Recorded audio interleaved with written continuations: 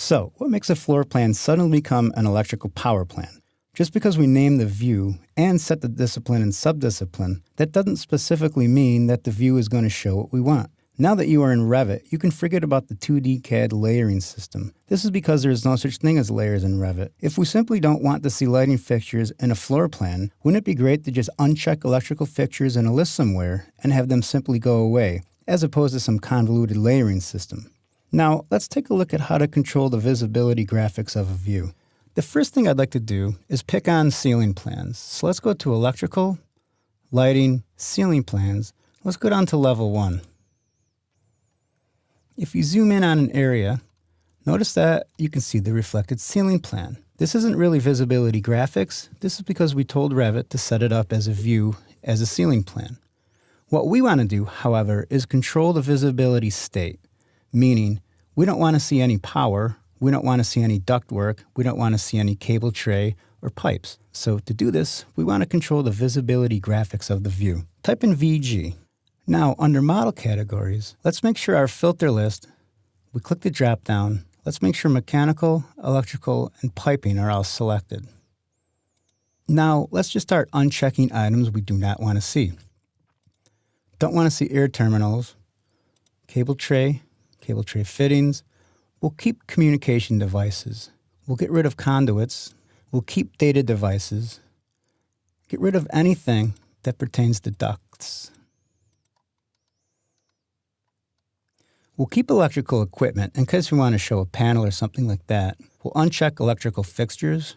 We'll uncheck fire alarm devices, flex ducts and pipes. We're going to definitely keep lighting devices and fixtures. We'll keep mechanical equipment in case we need to supply power to it. Uncheck pipe accessories, fittings, installations, and placeholders, and of course pipes themselves. We could do without plumbing fixtures. We'll keep security devices. And we'll uncheck sprinklers. Of course, we want to keep wires. Click Apply, and then click OK. Now that those items are turned off, let's take a look and see how they're going to plot. If you go to the Manage tab, click on the Object Styles button.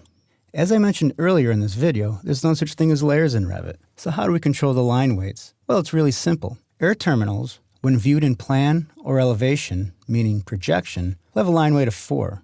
If we cut a section, it's not applicable. If we scroll down through here, you'll see that we have all of our line weights set based on how we want them to look. Either they're going to be very bold or they're going to be very light.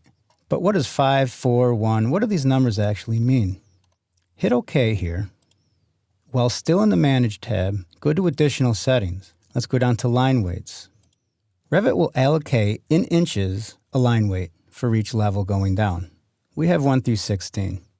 We can make more, but to me, 16 is more than enough. Revit's even smart enough that as the view scale reduces, so does the line weight. You get so much more control than you used to with the AutoCAD layering system. But the best part is, it really takes no effort to control the line weight whatsoever. Click OK. The last thing I want to show you is what's called detail level. Notice that the walls are very thin. If we click our detail level and set it to fine, you'll see that now the walls show up as walls. And any other object that we'd want to view as fine is going to show up in the view. So, a life without layers. I have found this workflow to be a tremendous advantage to the old way of doing business. By creating views that only show what we want is going to come in handy down the road.